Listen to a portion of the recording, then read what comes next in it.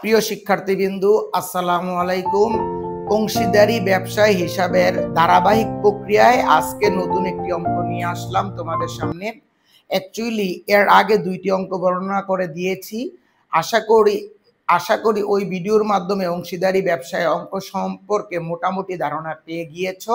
ইনশাআল্লাহ আজকের ভিডিওটা খুব সুন্দরভাবে তোমরা বুঝতে পারবা। তাও একটু আমি রিকল করি, অংশীদারি ব্যবসায়ের দুইটি অংশ, একটি হলো লাভ লোকসান বন্টন হিসাব, আরেকটি হলো অংশীদারদের মূলধন হিসাব। এই যে লাভ লোকসান বন্টন হিসাব প্রস্তুত করার ক্ষেত্রে এইভাবে প্রস্তুত করতে হয়। প্রথমত বিবরণ টাকা, ডেবিট পাস ক্রেডিট পাস। ওকে, লাভ লোকসান বন্টন হিসাব যখন আমরা প্রস্তুত করব, বারবার অংশীদারদের মূলধন হিসাব লিখতে হবে। তাহলে ডেবিট পাশে হয় মূলধনের সুদ, বেতন, ঋণের সুদ, কমিশন আর হলো বন্টনযোগ্য মুনাফা। আর ক্রেডিট পাশে হয় নিট লাভ, উত্তোলনের সুদ, পণ্য উত্তোলন। এর আগেই অলরেডি তোমরা এই সম্পর্কে জেনে গিয়েছো। দেখো, এখানে একটি ইম্পর্টেন্ট ম্যাথ আলোচনা করে দিচ্ছি।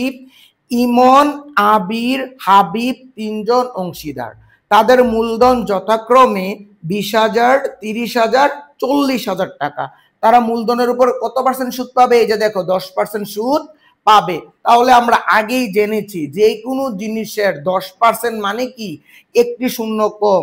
তাহলে ইমনের হয় 2,000, আবিরের হয় 3,000, হাবিবের হয় 4,000 টাকা সুদ হয়। তাহলে দেখো, এই যে মূলধনের সুদ, অংশীদারদের মূলধন হিসাব, মূলধনের সুদ ইমনের কত? 2,000 বলেছিলাম, কিন্তু এখানে 2400, কারণটা বলতেছি। আবিরের কত? 3,000, হাবিবের কত? এ হলো 4,000। এখন কথা হলো, ইমনের ছিল 20,000, ইমনের হয়েছে 2,000। ইমনের হয়েছিল কত? 2,000। কিন্তু এই যে দেখো, ইমন 1 সেপ্টেম্বর তারিখে কারবারে 12,000 টাকা অতিরিক্ত মূলধন আনে। কে আনে? ইমন আনা। তাহলে 12,000 টাকার একটা শূন্য এক বছরের সুদ হয়েছে 1,200 টাকা।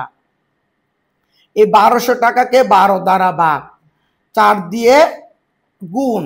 এই 12 দ্বারা ভাগ করার প্রধান কারণ কি? সুদ বের হয় 1 বছরের, তার মানে কি 12 মাসে 1 বছর। এটাকে 12 দিয়ে ভাগ করলে কত হয়? 100 হয়। আর 4 মাস বলা নাই, সুদ সবসময় 1 বছরের বের হয়।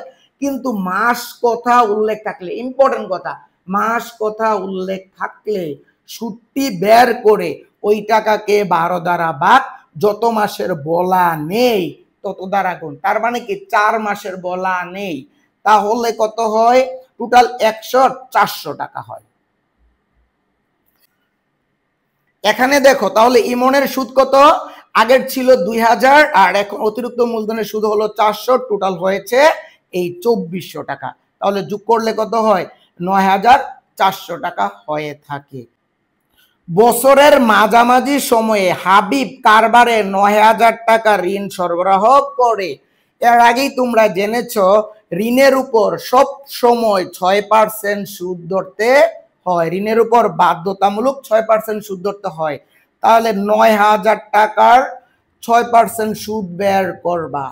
যত হয় ওই টাকাকে 12 দ্বারা ভাগ, 6 দ্বারা গুণ, অথবা ওই টাকাকে 2 দ্বারা ভাগ করলেই হয়ে যাবে, মানে অর্ধেক। কেন অর্ধেক? দেখো, এই যে বছরের মাঝামাঝি সময় সে ঋণ আনছে, ঋণের উপর 6% সুদ বের করলে হয় দেখো 540। তাহলে ঋণটা কখন এনেছে? বছরের মাঝামাঝি সময়। মাঝামাঝি সময় দ্যাট মিন্স কি 6 মাস।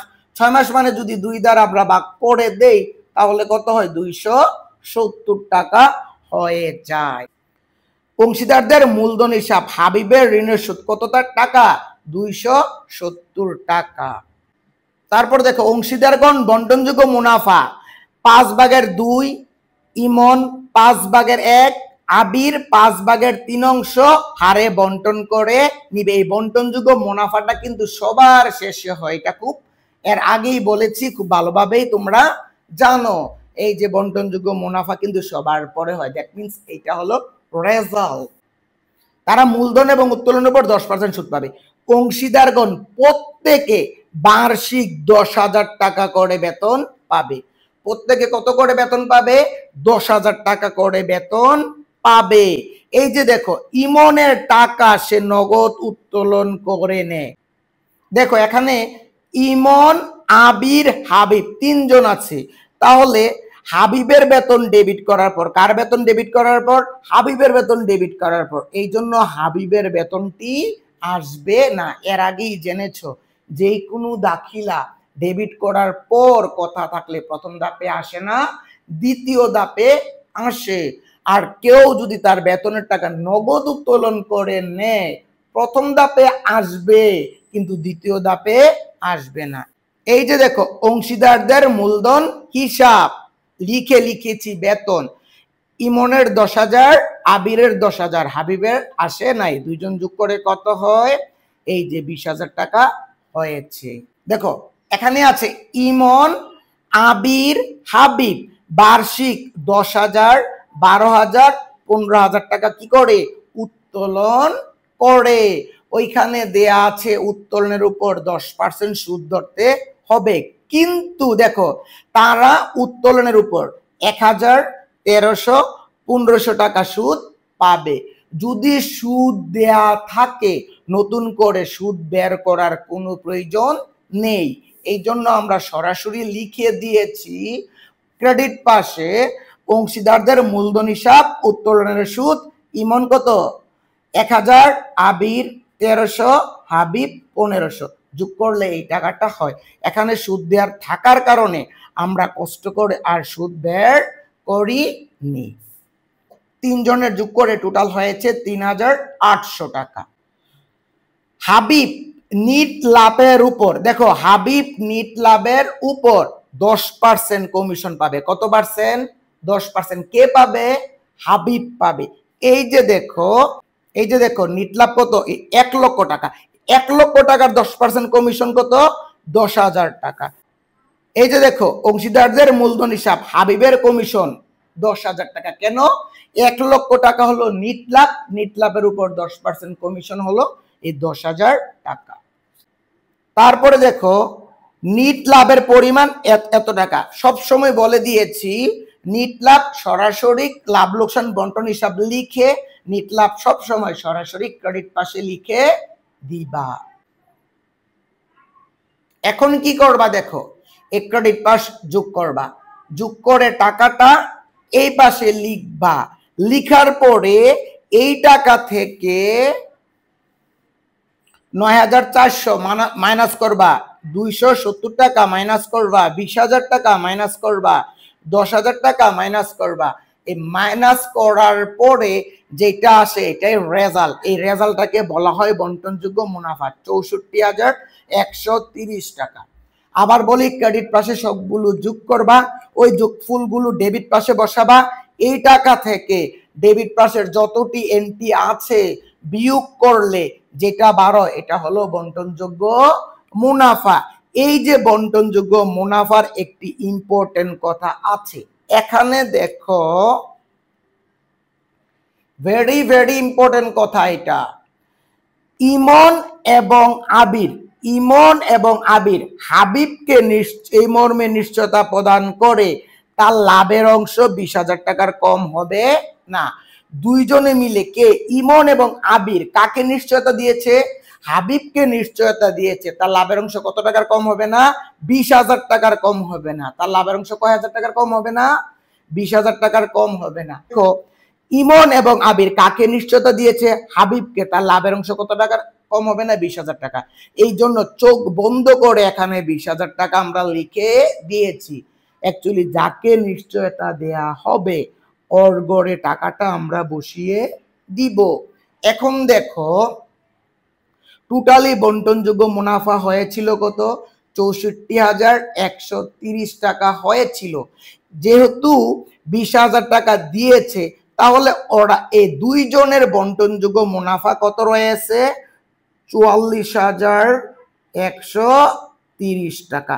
তাহলে দুইজনের বন্টনযোগ্য মুনাফা কত রয়েছে? 44,130। কারণ দেখো, এই 64,130 থেকেই কিন্তু 20,000 টাকা ওকে দেয়া হয়েছে। এখন একটি ইম্পর্টেন্ট কথা, যত ঝামেলা আছে এটার মধ্যে আমি শেষ করতে চেষ্টা করতেছি। এখন দেখো, এই যে এইটা হলো বন্টনযোগ্য মুনাফা, এখানে সমস্ত দেয়া আছে, তাহলে আমরা কিভাবে করব? 5/2 অনুপাত 5/1 অনুপাত 5/3। দেখো এই 5 লসাগু করতে হবে। লসাগু করলে কি হয়? 1 হয়। লসাগু হয় 5। কত হয়? লসাগু হয় 5। ওই লসাগু দ্বারা খেয়াল করো, এই 5 দিয়ে এই 5-এর ভাগ করলে কত? 1। ওই ভাগফলটা দিয়ে উপরেরটারে গুণ করলে কত হয়? 2 হয়।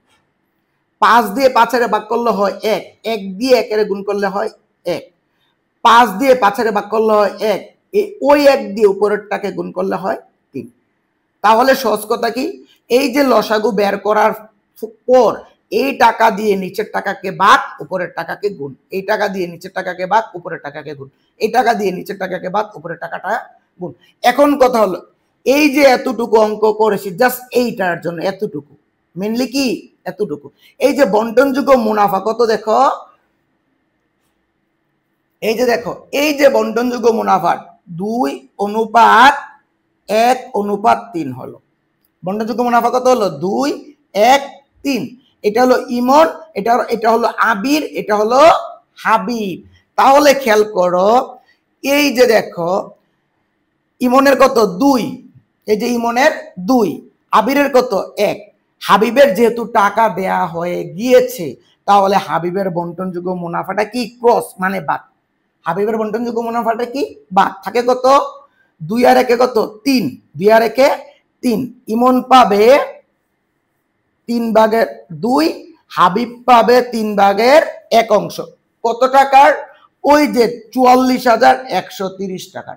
এই 44,130 কে 3 দ্বারা ভাগ, 2 দ্বারা গুণ, একটু রেজাল্ট।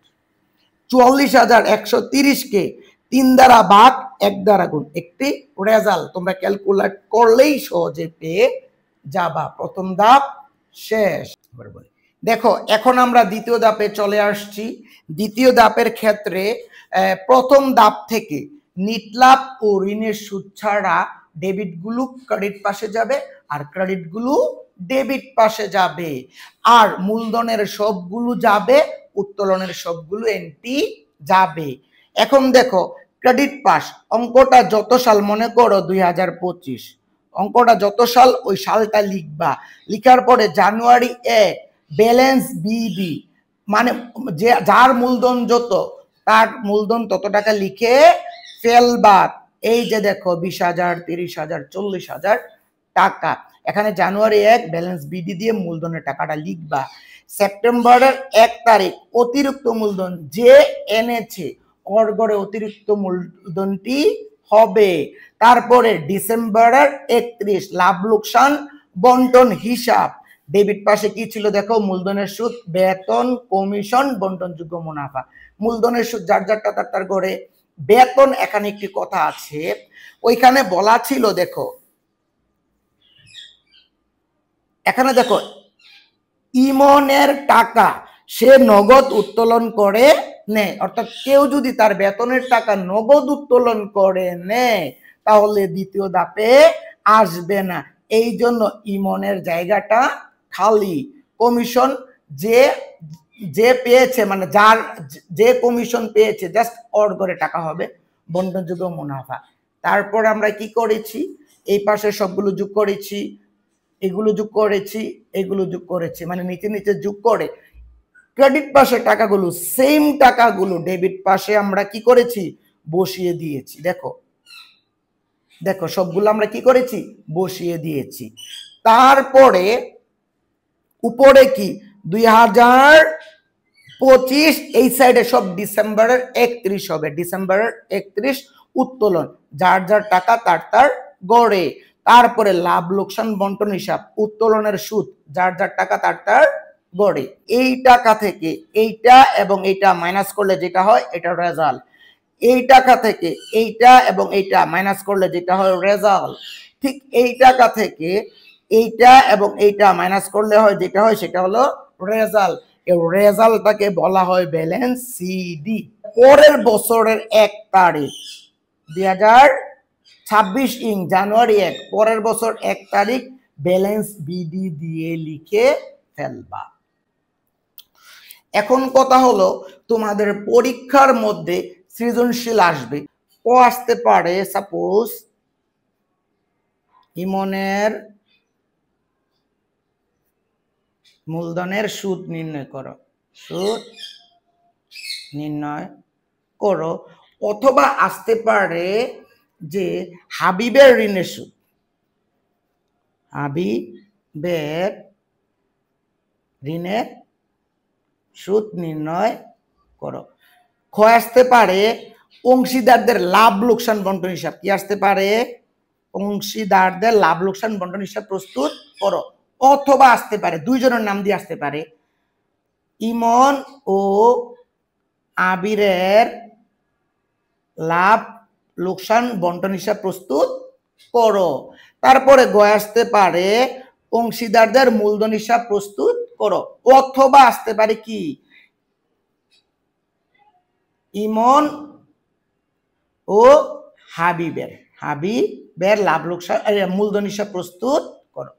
ফার্স্ট অফ অল আমি অংশীদারি ব্যবসা নিয়ে 3টি ভিডিও দিয়েছি, ফার্স্ট, সেকেন্ড এবং থার্ড। এইগুলো পারলে ইনশাল্লাহ পরীক্ষায় মনে হয় অংশীদারি ব্যবসা তোমাদের প্রবলেম হবে না। অংশীদারি ব্যবসার কিন্তু মেইনলি হিউজ আলোচনা।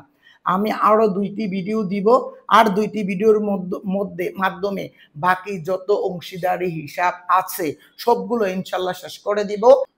প্রিয় শিক্ষার্থীবৃন্দ, তোমাদের সামনে এইচএসসি এক্সাম, সো তোমাদের প্রচুর এখন স্টাডি করার দরকার। যে কোনো একটি অঙ্ক ধরবার সাথে সাথে কমপ্লিট করে ফেলবা। সো কোথাও তাকানোর এখন সময় নেই। আর আমাকে কমেন্ট করে জানাবা কিভাবে বা কোন ভিডিও দিলে তোমাদের ভালো হয়। Keep watching my videos. Till then, আল্লাহ হাফেজ, আসসালামু আলাইকুম।